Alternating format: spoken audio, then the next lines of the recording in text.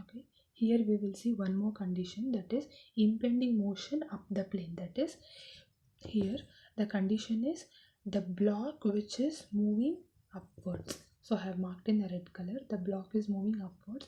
Because of that, you have a opposite force, friction, for that. Okay, so that's the thing. Next, the self weight of the block, as per the question, that is 1000 Newton. So because of that, you have one reaction, that is R2.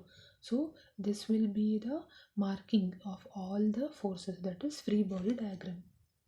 Okay, now we will come to the angle.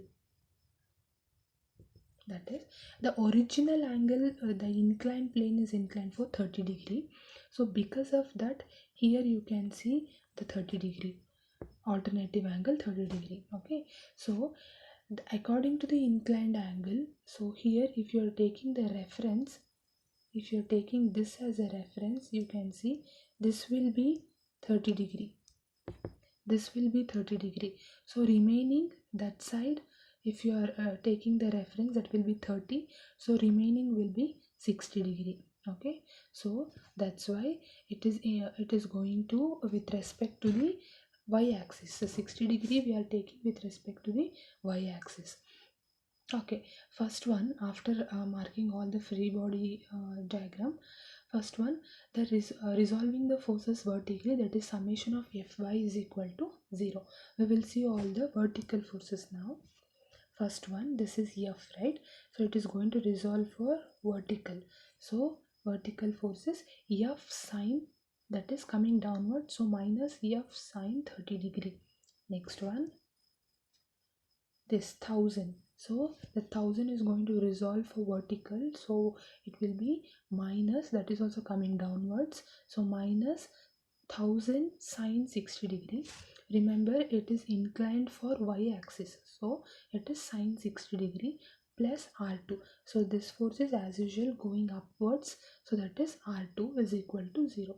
If you substitute this, you will get R2 is equal to, shift all the forces this side, that is F sine 30 degree plus 1000 sine 60 degree. So R2 is equal to F sine 30 degree plus, if you solve 1000 sine 60 degree, you will get 866.02. That will be called as equation number 1. After this, resolving the forces horizontally. That is summation of f of x is equal to 0. So now we will see all the horizontal forces. Here you can see same, f is going to resolve for horizontal, so it will become f cos 30 degree.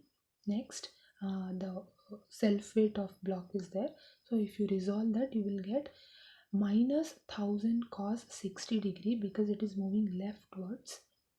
I'll show that is leftwards, it is going to move leftwards, so that's why minus 1000 cos 60 degree.